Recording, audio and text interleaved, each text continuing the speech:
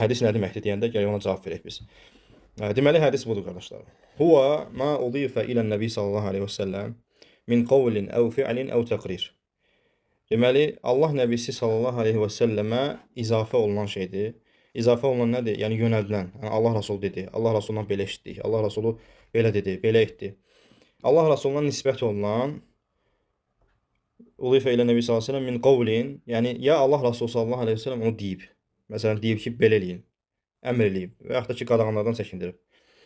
Və yaxud da fi'l, yəni Allah Nəbisi sallallahu əleyhi və səlləm sahabə deyir ki, gördüm ki, Allah Rəsulu sallallahu əleyhi və səlləm belə elədi. Bu da hədis sayılır. Və yaxud da ki, təqrir. Təqrir nədir? Məsələn, Allah və Rəsulu sallallahu əleyhi və səlləm sahabəyə görür, məsəl üçün filan əməl eləyir. Məsələn, Allah Rəsulu onu deməyib sahabələrinə ki, belə eləyin. Sahabə də onu görür və təqrir eləyir, yəni iqrar eləyir onun etdiyi feili, əməli. Yəni susur, heç də demir. Ya demir ki, eləmə, yəni ondan çəkindirmir, qadağan eləmir. Və bu da həmçinin nədən sayılır? Sünnədən sayılır. Doğrusunu Allah bilir, bu da hədis sayılır.